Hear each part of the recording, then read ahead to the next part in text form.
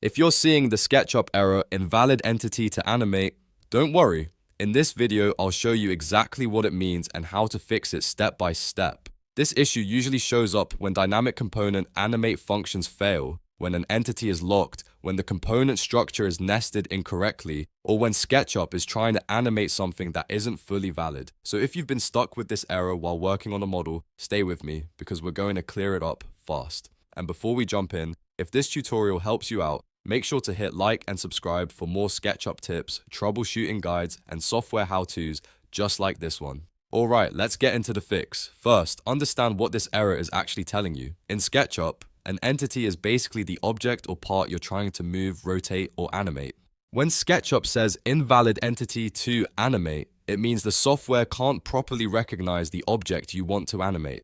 That can happen if the component is corrupted, if the attribute name is wrong, if the object is locked, or if you're trying to animate the wrong level inside a nested component. Let's start with the most common cause. Nested component conflicts. If you have a parent component and a child component inside it, SketchUp needs you to target the correct level. A lot of users try to animate the outer group when the movement is actually supposed to happen on the inner part. To check this, double-click the component to enter it. Then keep drilling down until you're at the lowest level of geometry that actually needs to move. If the nesting has gotten messy, one of the easiest fixes is to explode the component and regroup it cleanly. That gives SketchUp a fresh structure to work with. Just be careful to only do this if you're comfortable rebuilding the hierarchy, because exploding can remove some component behavior, but in many cases, a clean regroup solves the invalid entity error immediately.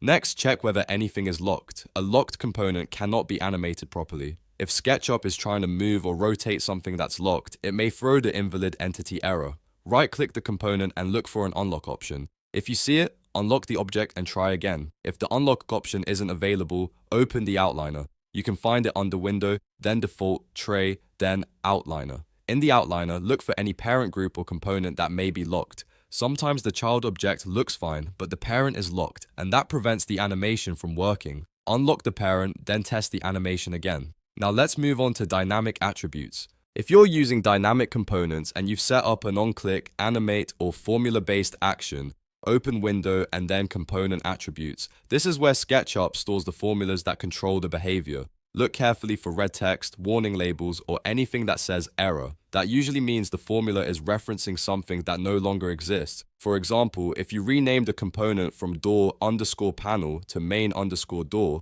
but the formula still points to the old name, SketchUp will treat it like an invalid entity. The fix is to make sure the name attribute and any formula references match the current component name exactly. Check for spelling, spacing, capitalization, and quotation marks. Even a small typo can break the animation. And speaking of quotation marks, if you're on Mac, be especially careful about smart quotes. SketchUp formulas need straight quotation marks, not curly ones. If you copied and pasted a formula from a document or web page, those smart quotes can cause the animation to fail. Retype the quotes manually inside SketchUp so the formula is clean. Now here's something important for SketchUp 2026 users. Live components and dynamic components are not the same thing.